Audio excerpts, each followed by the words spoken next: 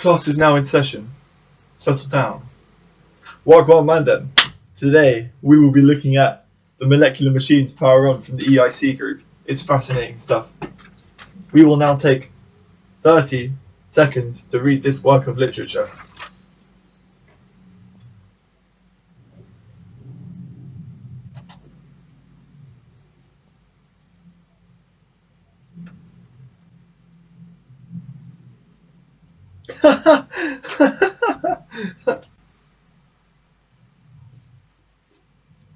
Wow, that is incredible.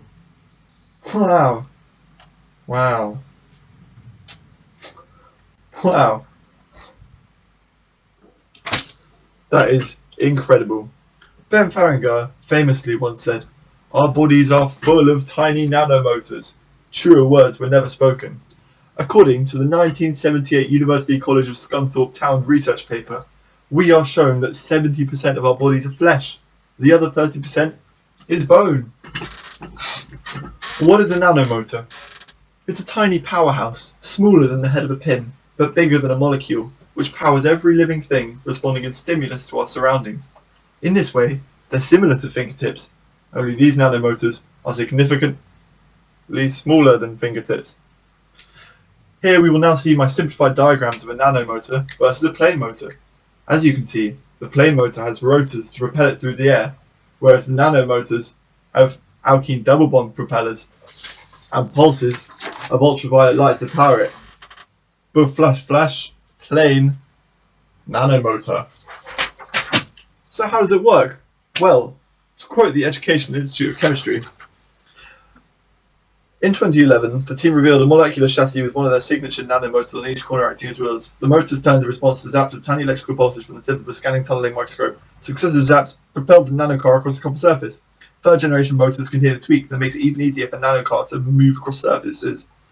More recent motor designs turn faster too. In 2014, a nanomotor capable of spinning at more than 12 million revolutions per second was unveiled. Wow. If you don't understand, then I don't blame you. Those fellas down at those Russell Group universities always tend to overcomplicate things.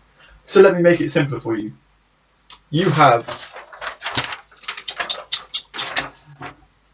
alkene 1. Look at it. Look how dreadful this alkene is. Look how imperfect and unbalanced it is. So, in the words of Uguay, let's make it perfect again. Zap! Ultraviolet light has made it perfect. But what's this? Energy is also released when you flip around the alkene. Impossible. Let's do it again.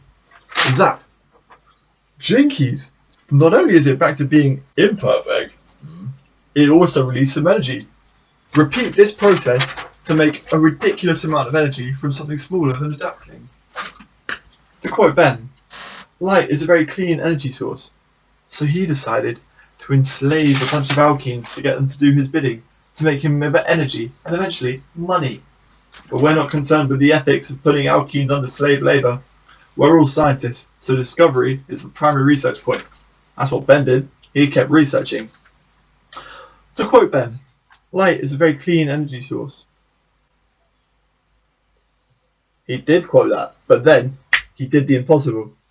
An automated, chemically fueled nanomotor. Nobody had ever seen anything like it, and he rejoiced at his discovery. Word on the university grapevine, and I might be breaching protocol by telling you this, is that he had a ridiculous party that raged for many moons, but was unfortunately stopped by the Metropolitan Police for disturbing the peace. To that I say, good riddance. Why should he have all the fun? All he did was make the discoveries. Me and you, we're the ones doing the research. We're on the frontier of the future. It's beautiful. But how did he do it? Well, to quote the EIC yet again, it's a synthetic equivalent of the way most motor proteins are powered in biology, he explains. Motor proteins convert chemical energy into mechanical energy by catalyzing the hydrolysis of adenosine triphosphate to adenosine diphosphate. Bonds broken in the process release energy to power the motor protein. Wow, ingenious! While Ben has proven himself to be something of a mega genius, he certainly doesn't fall short of the mark when it comes to being a cool guy. To quote him, a cool feature of these motors is that the only byproducts are carbon dioxide and the common solvent chloroform. While we may not like chloroform in our atmosphere, Ben certainly does market the concept very well as being a greenhouse gas or something. Personally, I don't buy it, but each to their own, I suppose. So what are the uses of these genius little nanobugs? Well, to start with, stimuli responsive metals, smart materials, soft robotics, hard robotics, making polymers, harvesting oil, and harmonizing these machines with our own body. That's about all they can do. In conclusion, I think that these little doohickeys are on the forefront of the world, the corner of our eye, the glimpse of the horizon above the water. But always we should be wary of these things. While excellent and beautiful and elegant, I reckon the governments will use them to do something to our minds, something bad. I've got to sign off now. I think the KGB are at my door. Whoa! Я действительно очень хочу пригласить